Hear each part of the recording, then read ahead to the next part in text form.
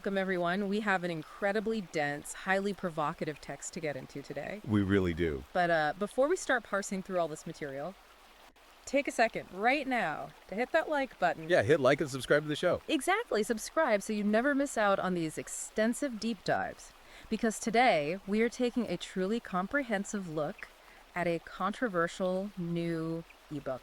One that is fundamentally shifting conversations all across the internet. It really is. It's called Silent Invasion: Immigration, Grooming Gangs, and Elite Complicity by Conrad Riker. And this was published in 2025. That's right. And our mission for today's deep dive is to completely unpack the intense, just sweeping worldview that the author lays out over the course of the text. We're going deep. We are going to meticulously examine the specific arguments, the historical framing, the data points, and the overarching philosophy that ties all of these disparate themes together into a singular thesis. And just to give you some crucial context on exactly why this book is moving the needle to the degree that it is. Because it's moving fast. Oh, it's massive. This ebook is rapidly becoming a foundational, required reading text for men's rights activists, the red-pilled community, and the broader manosphere. Right. The author's explicit goal is to explain the history of our modern institutions. Specifically, he attempts to map out exactly how these institutions were supposedly captured by feminists and Marxists over the last few decades. Which is a heavy premise. It is. So, if you want to deeply understand the cultural arguments and the historical perspectives driving this growing movement, or if you simply want to know what is animating this intensely debated side of the culture war, we are going to break it all down for you today. Chapter by chapter, concept by concept. Oh, exactly. Now, before we cross the threshold into the material itself, I really need to set the ground rules for today's discussion. Very important. Because this source material contains highly charged political content encompassing intense right-wing and populist ideologies, it is critical to state explicitly that we, as your hosts, are not taking sides. None at all. We are not endorsing the viewpoints, the policy prescriptions, or the rhetoric of the author. Our job as guides today is strictly and resolutely impartial. We're just the messengers. Right. We are here to accurately report on the content, extract the core mechanics of Riker's arguments, and help you understand exactly what is inside this original source material. We are observers and analysts of the text, nothing more. We are giving you the map to the territory so you don't have to navigate it blind.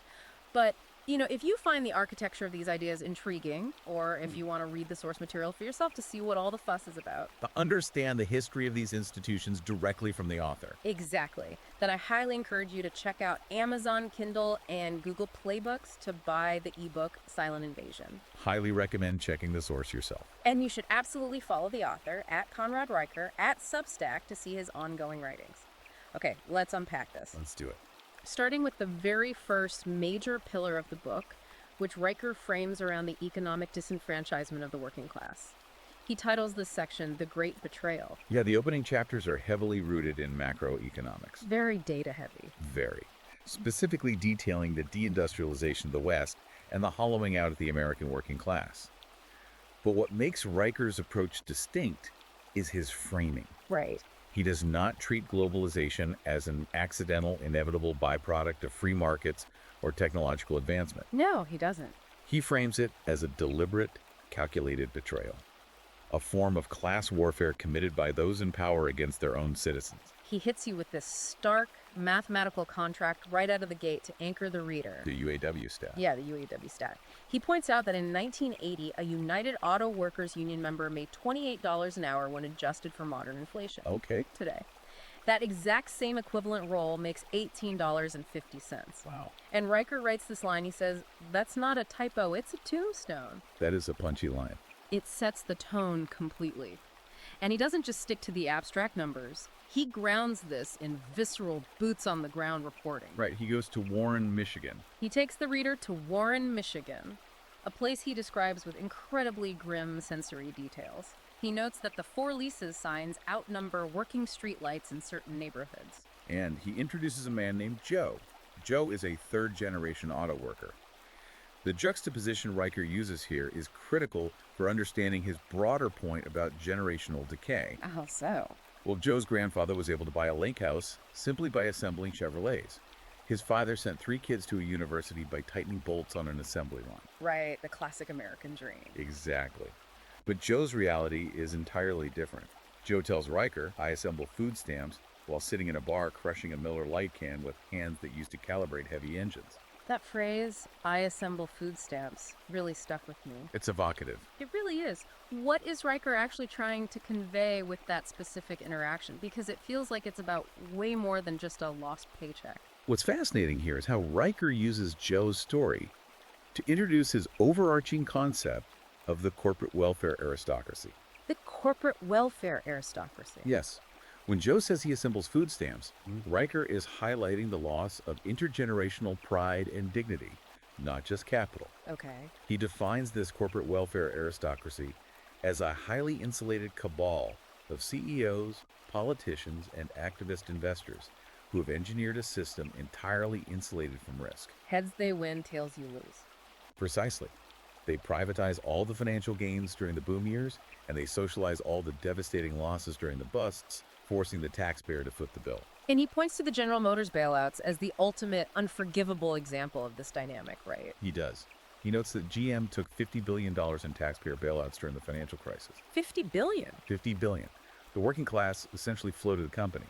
But then, rather than rewarding that loyalty, Riker points out that GM eventually shuttered 14 domestic plants to move operations to Mexico by 2015. To Riker, this isn't just corporate restructuring. It's economic treason. He really digs into the human cost of that specific type of offshoring, too. He tells the story of Mike Kowalski from Youngstown, Ohio. Youngstown has been hit so hard. Unbelievably hard. Mike spent 30 years welding steel beams until NAFTA effectively turned his massive industrial factory into a discount mattress outlet. Just completely gutted the town. Completely. Now, Mike is driving an Uber to make ends meet. Mike told Riker, I used to build engines that moved America. Now I drive kids who design apps to replace truckers. It's a powerful distillation of the shift from a production economy to a service economy. Riker looks at this transition and notes that 1 in 3 children in Youngstown are now living below the poverty line. 1 in 3. Yeah. And he uses Mike's story to attack the academic consensus on trade. He frames these sweeping international trade deals not as the mutually beneficial free trade that economists promise, but as wage arbitrage disguised as progress. Wait, let's break down that term wage arbitrage because he leans on it heavily. He does. He's essentially arguing that companies didn't move to Mexico or China because those workers were more skilled or had better technology. Right. They moved because capital found a trapdoor to escape American labor laws, environmental regulations, and union protections. It's a race to the bottom for wages. That is precisely his argument. And if we connect this to the bigger picture Riker is painting, he reserves a massive amount of his analytical anger, not just for the corporate executives executing these decisions, but for the media and academic institutions that run interference for them. The cover-up, essentially. He introduces a psychological concept he calls economic Stockholm syndrome. This is where he talks about the working class being expected to praise the system that is impoverishing them. Correct. Riker argues that the elites demand gratitude for a system that destroys working class communities. He brings up a 1994 New York Times headline that referred to the industrial collapse of Detroit as the price of progress. The price of progress. Yeah. He then fast forwards to that infamous 2016 Washington Post op-ed that condescendingly told displaced multi-generational coal miners that they simply needed to learn to code. He absolutely eviscerates that learn to code era. He takes no prisoners there. None at all. He points out how easy it is to moralize about obsolete workers from the comfort of a Georgetown brownstone. Right. But he notes that it's much harder for those same columnists to explain why 78% of post-2008 new jobs were gig economy roles. Roles that offer very little security. Exactly. Roles that come with fewer benefits, less stability, and less dignity than a 19th century coal company store. To Riker, this is the ultimate gaslighting. The elites outsource the working man's dignity, destroy the economic foundation of his community, and then lecture him about his refusal to infinitely reskill into a precarious gig economy, usually while the lecturer is sipping a fair trade latte. And this is where he hooks the reader emotionally. He is asking you, the listener, to consider how these massive macroeconomic trade policies aren't just numbers on a GDP chart. They're real lives. They dictate the physical and psychological reality of local communities. When millions of people feel their livelihoods have been sold off, and then they are actively mocked by the cultural institutions that are supposed to protect them, it generates a profound, simmering anger. And that anger is the foundational fuel. Riker is establishing this economic disenfranchisement to explain why the broader cultural resentment we see exploding across the political landscape today exists. He's setting the stage. He's saying, you cannot understand the current populist uprisings without first understanding this specific economic betrayal. Which brings us to the next massive pillar of the book. It's interesting how seamlessly he transitions from the war on the working class to what he perceives as a deliberate, systemic war on men and biology itself. He connects them directly. He does. He argues that once the establishment stripped men of their economic utility, they then set out to pathologize their very nature. He claims society is no longer just ignoring men, it is actively demonizing natural male traits. Riker asserts that the modern culture has trapped men in a deliberate feminist double-bind. He writes a very pointed line. He says modern men are shamed for being strong, but despised for being weak. That's a heavy claim. It is. He spends a significant portion of the book arguing that biological reality is being systematically erased to serve a very specific egalitarian ideological agenda. He points to the Norwegian army as his primary empirical case study for this. Walk us through how he uses that data. In 2016, the Norwegian army implemented strict gender-neutral fitness tests in the name of absolute equality. Okay. They removed the different physical benchmarks for men and women. According to the data Riker cites in the book, the result was catastrophic from a readiness perspective. What happened? 70% of female recruits ended up suffering severe injuries because they were forced to carry the exact same pack weights over the exact same distances at the exact same speeds as men who possess naturally higher bone density and different fast-twitch muscle fiber distributions. So Riker looks at that 70% injury rate and argues that biology simply does not care about your diversity quotas. Exactly. He labels this bioerasure. He argues that attempting to legislate away biological dimorphism isn't social progress. It is what he calls Darwinian malpractice, and it actively puts people in physical danger just to satisfy an ideological fantasy. And the examples he pulls from the academic world to support this suppression of biological reality are genuinely alarming. He talks extensively about Dr. Liam Carter. Yes, the UCLA case. Right. Dr. Carter was reportedly fired from his position at UCLA simply for daring to cite basic evolutionary biology in a lecture. Carter's supposed crime, according to the university administration, was noting that male competitiveness and risk-taking drove technological innovation throughout human history. Just stating basic historical observations. For stating what was considered foundational evolutionary psychology a decade ago, the academic mob labeled him toxic and removed him. Meanwhile, Riker brings in federal data pointing out that OSHA statistics show men still account for over 90% of all workplace deaths. Over 90%. Riker argues that society continuously labels men as fragile, toxic, and obsolete in the boardroom or the classroom, but still entirely expects them to be the ones climbing the high-voltage wires, running into burning buildings, and maintaining the physical, dangerous infrastructure that keeps the lights on for everyone else. And this ideological suppression ties directly into what Riker coins the parity paradox and the equity death spiral. These are crucial concepts in his framework. Let's make sure we clearly unpack those because they sound heavy. What exactly is the equity death spiral? Riker argues that because men and women are fundamentally biologically different in their aggregate interests and physical capabilities, striving for perfectly equal outcomes, absolute parity across every single professional field, inevitably requires a society to artificially lower its standards. So we have to handicap the competent. To get perfectly equal outcomes between fundamentally different groups, you must actively punish excellence. He writes, equal outcomes require unequal rules. So, if we use a conversational analogy, it's like looking at a professional basketball league and being upset that the heights of the players aren't perfectly representative of the general population. Right. And instead of accepting that taller people have a natural advantage in that specific game, the equity death spiral is the decision to lower the hoop from 10 feet to 5 feet so everyone can dunk. That's a great way to visualize it. And then the institutions pretend they don't understand why the game is suddenly terrible to watch and the elite players leave. That is a very accurate representation of his argument. In this equity death spiral, institutions lower their standards to hit arbitrary diversity quotas. When they do that, performance inevitably nosedives. Sure. But rather than admit the quotas caused the decline, the institutions lower the standards again to hide the failure, creating a terminal loop of institutional decay. He illustrates this terminal loop with a story about a Yale student. This student was actually investigated by the university's Title IX office simply for arguing during a classroom debate that stay-at-home fathers provide a nurturing value that is equal to working mothers. Just for making the argument. Just for making the argument. The Title IX office didn't just disagree, they labeled the student a threat to campus safety because suggesting that men possess a natural capacity to nurture violated the strict anti-male ideological dogmas of that specific academic department. Riker uses these micro-examples of institutional madness to transition into a really sweeping macro-historical theory he's developed, which he calls the decadence curve. Yes, the decadence curve. This is where he attempts to provide a historical diagnostic tool for civilizational collapse. Break down how he calculates this curve. His theory posits that civilizations are teetering on the absolute brink of ruin when they have, in its precise words, more therapists than tacticians. More therapists than tacticians. He believes a hyper-focus on internal emotional states is a luxury of a dying empire. To illustrate this mathematically, he contrasts the British Empire during the height of World War II.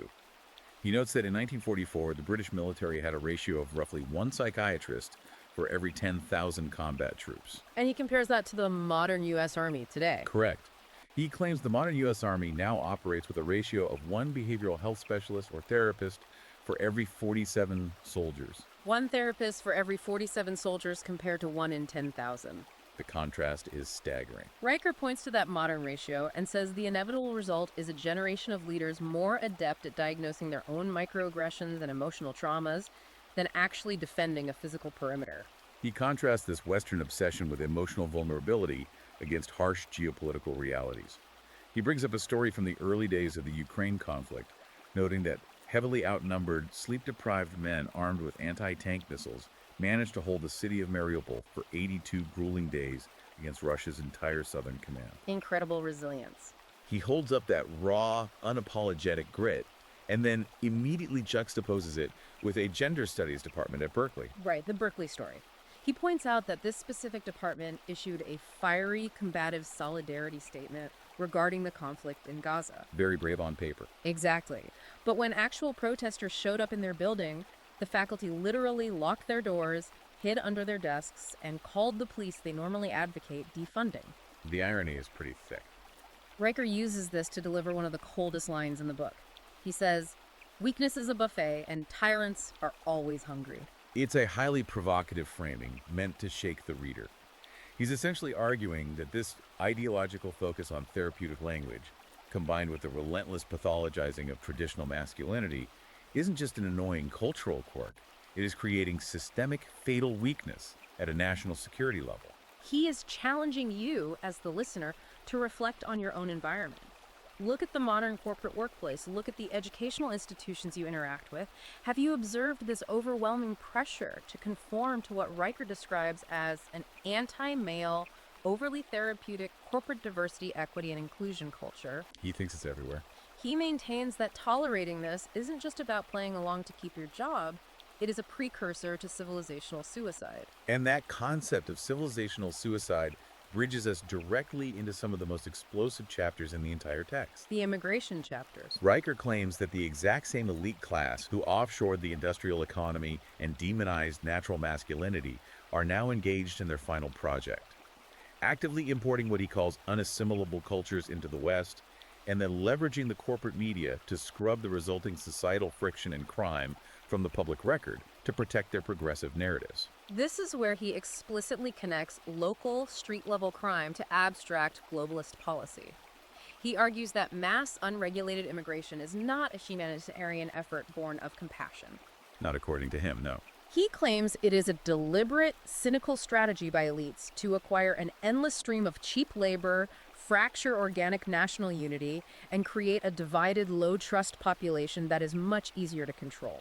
To substantiate this claim of a media cover-up, he cites a staggering statistic from the Columbia Journalism Review. The data claims that 67% of major media outlets now systematically scrub the immigration status of offenders from their crime reports, even when that status is directly relevant to how the crime occurred or how the perpetrator entered the country. The specific details he provides here are incredibly chilling, and they highlight exactly how this narrative scrubbing works in real time. the Bishop O'Connell case. Yes, he brings up the tragic case of Bishop David O'Connell, who was brutally stabbed to death in Los Angeles. Riker notes that when reporting on the murder, the New York Times prominently described the killer as a local resident. But Riker pulls the police reports to point out that the killer was actually a Somali migrant who had arrived just 3 weeks prior on a very specific special visa program. Calling a man who has been in the country for 21 days a local resident is, in Riker's view, not an editorial oversight. It is an intentional obfuscation of the truth designed to protect the political viability of the visa program. He backs up this claim of intentionality by pointing to a leaked internal memo. He claims to have a March 2023 directive from MSNBC executives that explicitly orders all anchors and producers to completely replace the term illegal immigrant with the highly sanitized term newcomers. Riker uses these examples of media manipulation to contextualize what he controversially refers to as the Hodgification of the West, which he describes as demographic displacement by design. He shifts his focus from the media to the international bodies facilitating the movement of people. And this is where we have to tread carefully and really unpack his claims, because he points to specific international agreements, like the 2018 UN Marrakesh Agreement. What is his argument regarding this pact? Riker argues that the Marrakesh Agreement fundamentally attempts to strip sovereign nations of their right to control their borders by rebranding economic migration as an inalienable human right. Okay. He alleges that these agreements are enforced through financial extortion. For example, he claims that when Austria attempted to reject the stipulations of this pact to maintain control over their demographic intake, bureaucrats in Brussels retaliated by slashing Austria's infrastructure funds by 13 billion euros. And he explicitly links this modern UN policy to a historical text known as the Kalergi Plan. Now, for the listener who might not be deep into these geopolitical histories, we need to clarify what that is, because Riker leans on it heavily to prove his point about elite intentionality. The Kalergi Plan refers to a 1923 manifesto written by Richard von Coudenhove-Kalergi, an Austrian-Japanese politician who was an early pioneer of European integration. What did the manifesto actually say? In his writings, Kalergi essentially advocated for the demographic mixing of European nations with other races to dismantle sovereign, homogeneous European cultures, believing a mixed population would be less prone to the fierce nationalism that caused World War I and more easily guided by a spiritual aristocracy. So Riker looks at that 1923 document and argues that it isn't just a forgotten piece of history.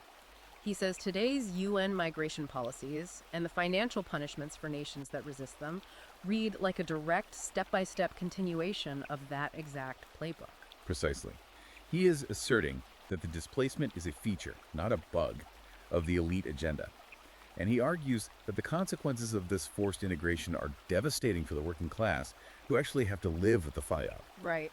He looks closely at Europe to prove this, specifically focusing on the horrific grooming gang scandals in the United Kingdom, particularly in towns like Rotherham. He spends a lot of time on the Rotherham scandal, specifically highlighting the institutional cowardice that allowed it to happen.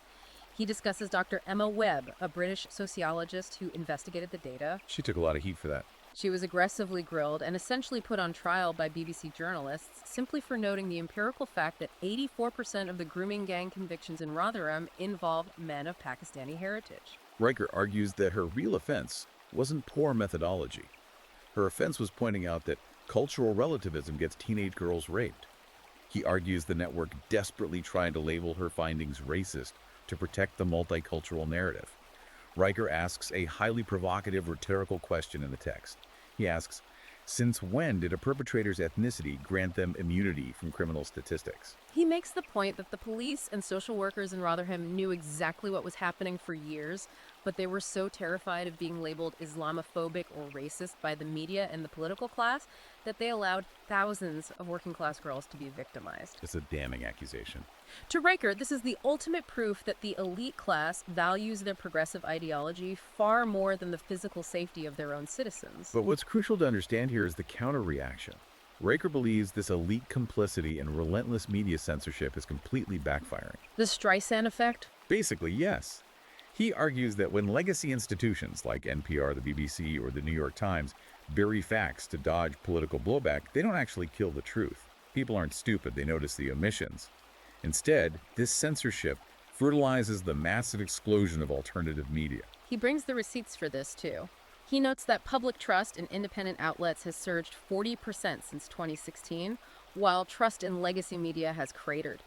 He talks about how the establishment obsession with policing misinformation has turned legacy media journalists into laughable, hall monitor activists in the eyes of the public. He points to the sheer scale of the alternative ecosystem.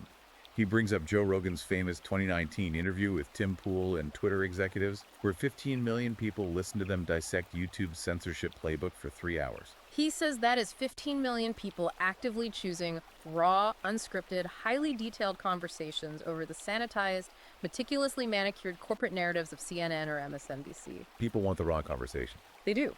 He also notes the massive cultural and financial success of platforms like the Daily Wire, which built a $100 million media empire specifically because they offer cultural analysis that refuses to apologize for traditional testosterone or play Marxist word games. This leads Riker to introduce a fascinating operational concept he calls algorithmic samizdat. Wait, let me pause you right there. When Riker uses the term samizdat, he is literally comparing right-wing content creators and modern podcasters to Soviet dissidents living under a totalitarian regime. That is a massive escalation in rhetoric. How exactly does he justify that historical comparison? He justifies it mechanically. Samizdat historically was the clandestine copying and distribution of literature that was officially banned by the state in the Soviet bloc. Dissidents would type out manuscripts with carbon paper and pass them by hand. Riker argues we are seeing a digital evolution of this exact same behavior today.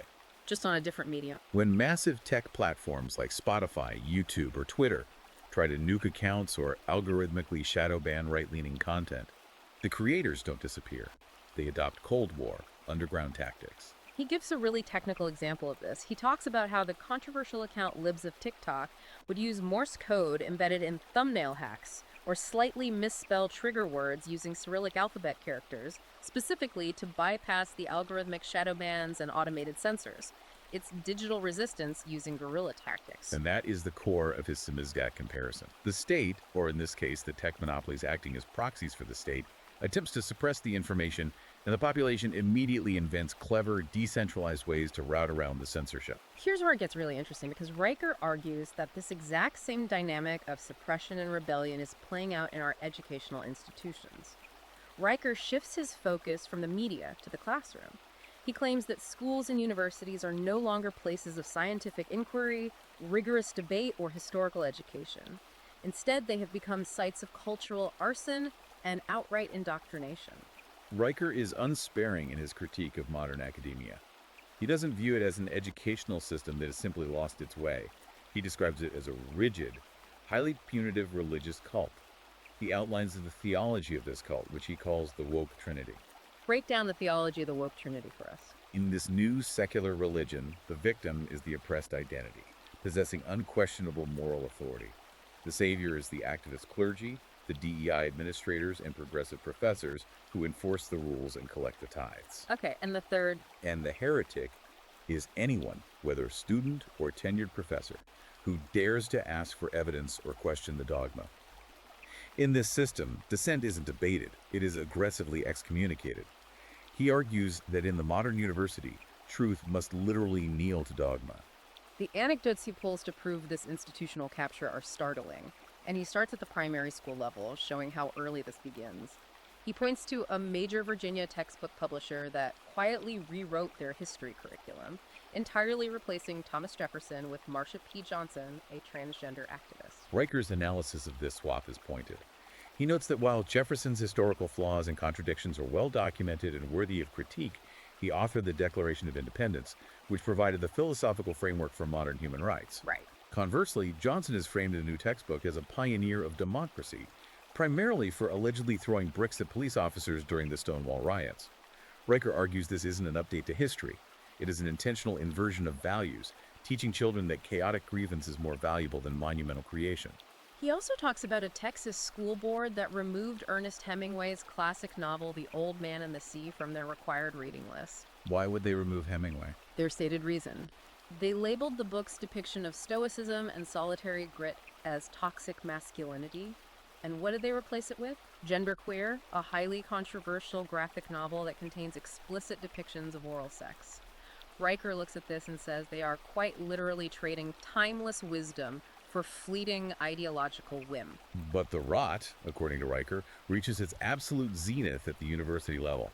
To prove the intellectual bankruptcy of the social sciences, he highlights the now famous academic hoax perpetrated by Dr. Peter Boghossian. We have to spend some time on this hoax because the methodology Boghossian used is hilarious, but also deeply disturbing if you care about academic rigor. What exactly did he do?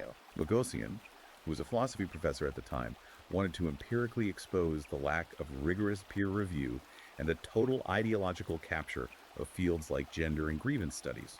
So, he and two colleagues wrote a series of intentionally absurd, entirely fake academic papers using fashionable academic jargon and submitted them to the top-tier peer-reviewed journals in the field. And one of these papers was about dogs, right? Yes. One of the papers literally argued that dog park dynamics, how dogs interact with each other in a public park, were a perfect sociological model for human raid culture and systemic oppression.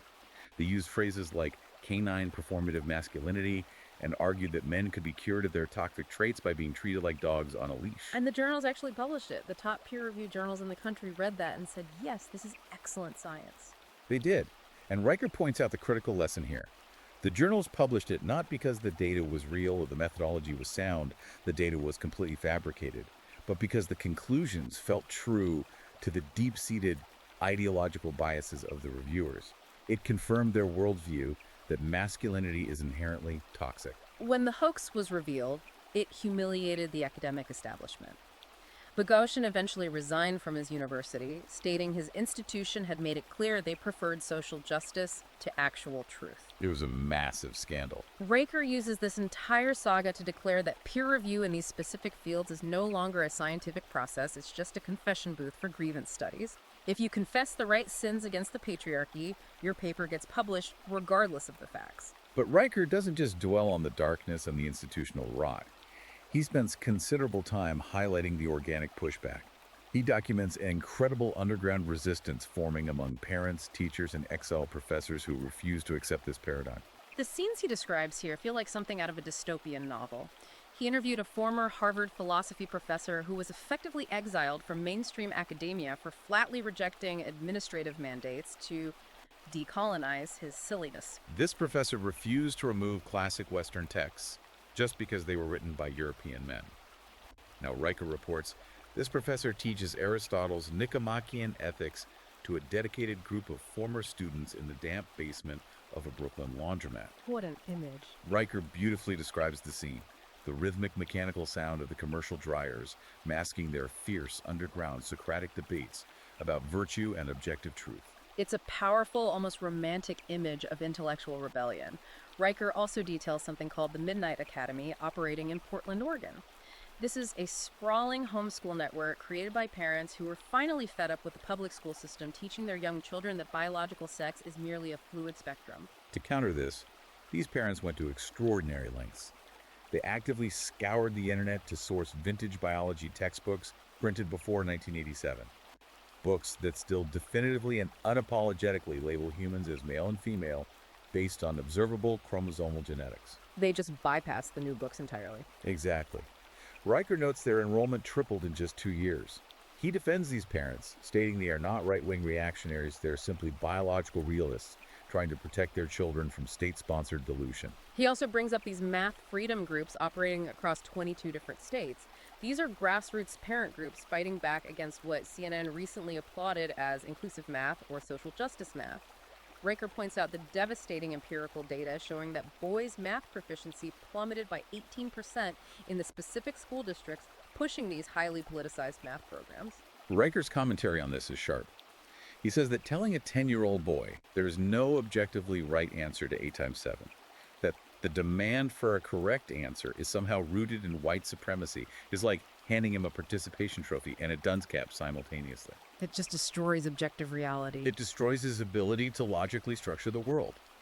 These math freedom groups are quietly crafting and distributing parallel curricula that still believe in objective, immutable numbers. It's incredible how systemic Riker views this capture. We've talked about the economy, biology, media, and education.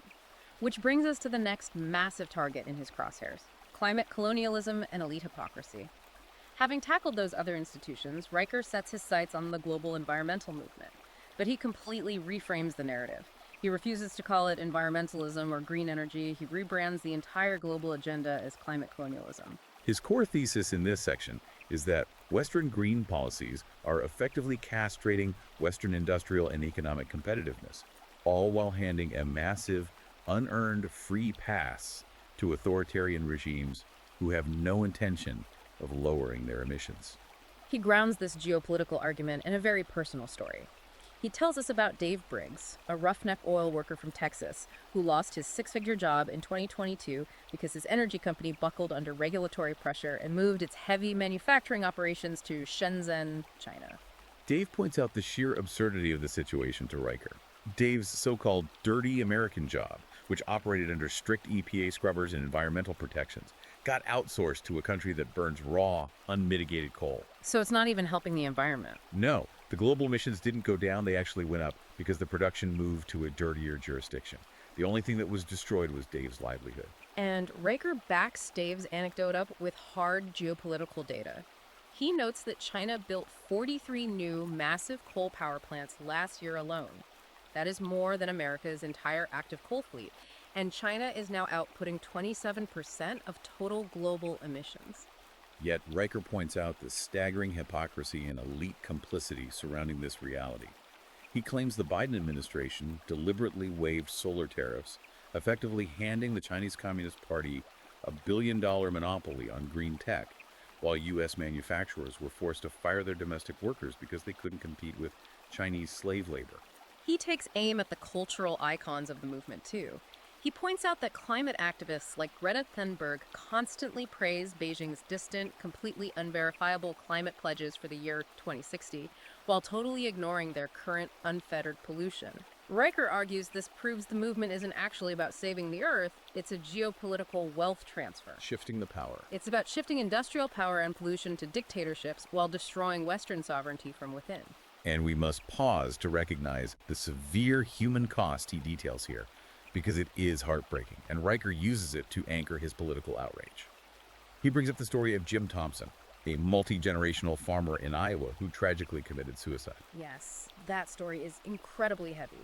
In his suicide note, Jim explicitly blamed crushing EPA fines and skyrocketing tractor interest rates driven by green mandates, and his alleged crime that triggered these bankrupting fines. Jim had planted his crops within 20 feet of a small drainage ditch on his own property, a ditch that hadn't actually held standing water since the Carter administration. But satellite imaging flagged it, the fines rolled in, and the farm went under. Riker uses Jim's tragic end to argue that these abstract environmental regulations are functioning as a weapon. They're designed to strip independent, small-scale farmers of their land and their income before they can even plant a single seed. And Riker asks the ultimate investigative question, cui bono? Who benefits from the destruction of the independent American farmer? According to Riker, it's the billionaire class who swoop in to buy the distressed assets. He takes direct aim at figures like Bill Gates, noting the data showing that Gates is now America's top private owner of agricultural farmland. Riker highlights the breathtaking hypocrisy of this dynamic. You have billionaires pushing for draconian fertilizer restrictions that inevitably bankrupt small family farms, while those exact same billionaires are simultaneously sinking hundreds of millions of dollars into synthetic, lab-grown meat startups that they hold the patents for. Riker famously labels this entire setup feudalism with a Tesla logo. Break down what he means by that phrase, because it is one of the most quoted lines from the book. When he says feudalism with a Tesla logo, he means we are returning to a medieval economic structure where a tiny class of ultra-wealthy lords own all the land and the means of food production, while the rest of the population are reduced to renting serfs who own nothing. But instead of crowns and castles, the modern lords hide behind the aesthetic of progressive green technology. He paints a vivid picture of these tech oligarchs funding open-border NGOs and demanding carbon austerity for the working class, all while they quietly construct literal doomsday bunkers, like Mark Zuckerberg's massive multi-million-dollar underground fortress in Hawaii, or Tim Cook's highly secluded, heavily guarded Utah compound. It's a blistering, relentless critique of elite hypocrisy. He's saying they're building lifeboats for themselves while drilling holes in the hull of the ship the rest of us are on. Which brings us to the final and perhaps most crucial part of the text. The battle plan. Riker spends the first 20 chapters making you incredibly angry, meticulously showing you exactly how the systems are rigged against you. But in the final chapters, he pivots away from grievance and delivers a concrete battle plan. He writes, "Weakness is a choice, it's a contagion." And he urges his male readers to stop whining, stop apologizing, and start aggressively rebuilding. Riker's battle plan is highly actionable, and it is entirely rooted in the concept of building parallel structures. He realizes that trying to reform these captured institutions from the inside is a fool's errand. The first strategy he outlines is what he calls the Patriot Premium. This is the idea of weaponizing your wallet, right? Exactly. He advocates for ruthlessly boycotting woke corporations and actively building a parallel conservative economy. He tells his readers to expect to pay a little more, a premium, to support businesses that share their values. Does he have proof that works? He points to the empirical success of this strategy, citing an 18% drop in sales for Dove soap after the brand intentionally ran an advertising campaign featuring biological male transgender activists. He says every single dollar you spend supporting aligned businesses is essentially a mercenary fee paid to bankrupt the systems that hate you. The second strategy is profoundly personal, and it goes back to the very foundation of the family. Reclaiming fatherhood. He circles back to a conversation he had early in the book with a man named Big Mike in South Chicago. Big Mike delivered one of the most memorable quotes in the entire text. He said, "Boys without dads are like bombs without timers." Riker leans heavily into that visceral analogy, pointing out Department of Justice statistics showing that a staggering 94% of all prison inmates grew up in fatherless homes. 94%. He argues that the state knows this, which is why it attempts to marginalize men. Right, Riker elevates fatherhood from a mere biological or familial role to the ultimate act of political rebellion against the state. He argues that the modern progressive system desperately wants men to be reduced to part-time hobbies in their kids' lives. He points to the documented biases in family court systems and the relentless cultural mocking of traditional patriarchs in media and advertising. By being a highly present, physically strong, completely unapologetic father who actively teaches his children to channel their natural aggression productively rather than suppressing it, a man is directly countering the state's desire to create a population of dependent, vulnerable, easily manipulated citizens. Strong fathers create strong individuals who do not need the state. Then there is this really fascinating economic and social concept he introduces, which he calls legacy compound interest. Yes, legacy compound interest. This is Riker's direct counterargument to the transient, rootless lifestyle of the modern liberal elite, who bounce endlessly from coastal city to coastal city, chasing corporate promotions while leaving no footprint. The rootless elites. Riker cites Federal Reserve data showing that families who stay rooted in one specific geographic place for 3 consecutive generations possess, on average, 50% more wealth than those who move frequently. He encourages men to stop chasing the corporate ladder in hostile cities. He tells them to stay put, buy land, plant trees they will never sit under, and build deep physical, financial, and cultural roots in a single community. He vividly contrasts a patriarch building a multi-generational homestead that will house his grandchildren with a 30-something humanities graduate struggling with 6-figure debt from a niche grievance degree, living alone in a rented, tiny studio apartment entirely dependent on gig work. And the question logically follows. Once you build that homestead, how do you educate the children raised on it? That is his final strategy. Embracing history. Riker urges fathers to completely bypass the DEI concepts pushed by the public school system. He says you must forcefully take control of your child's curriculum and teach them the foundational texts of Western civilization. He provides a really interesting data point here. He points out that after the cultural upheavals of the year 2020, sales of the Federalist Papers spiked by 400% on major book retailers. And when publishers looked at the demographics, the primary buyers were not college professors. They were fathers buying copies specifically for their teenage sons. He also notes that when Donald Trump's controversial 1776 Commission report was released, a report widely mocked by the academic establishment, it was downloaded 2 million times in just 2 days. Riker analyzes this data and concludes that these downloads were driven mostly by fathers and sons desperately looking for an unapologetic, heroic narrative of American history. Riker argues that young boys actually crave real heroes. They want stories of conquest, resilience, and brilliance. They do not want the flawed, hyper-criticized cardboard cutouts pushed by modern progressive textbooks that teach them to hate their own ancestors. He says if you want to save civilization, you skip the corporate diversity training, you hand your son a physical copy of the U.S. Constitution and a pocket Federalist, and you teach him to understand the weight and the legacy of the men who built the nation.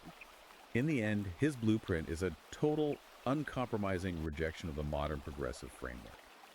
He's telling men to fully embrace what is known as tradcon, traditional conservative, discipline. But as we see throughout the text, he defines tradcon not just as voting for lower taxes, but as an unapologetic embrace of biological realism and hard masculinity. So what does this all mean? As we step back and synthesize this massive, sprawling, deep dive, it's clear that Silent Invasion is not just a book complaining about tax policy or media bias. It is a sweeping, aggressive, incredibly comprehensive manifesto. It connects everything. Conrad Riker has taken the deindustrialization of the working class, biological essentialism, scathing media criticism, and fierce anti-globalism, and woven them together into a singular, unified call to action.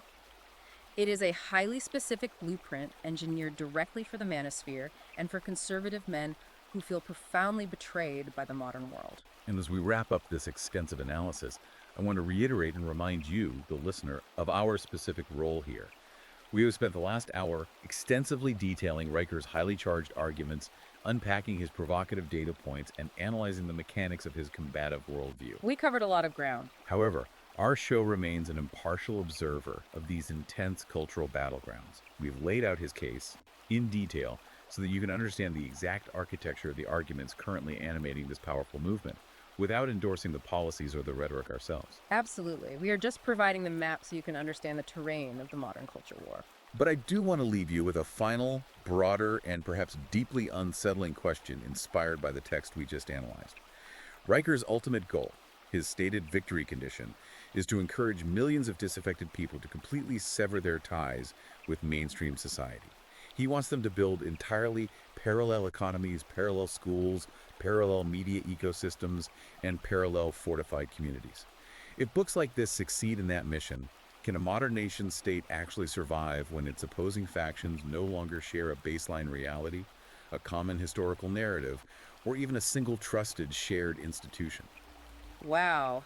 That is an incredible thought to chew on. A literal nation within a nation, operating on completely different operating systems of reality. Well, that brings us to the end of our journey today. I want to give a final reminder to you, our listener. Please take a second to hit that like button and subscribe to the show so we can keep bringing you these deep dives. Let us know what you think.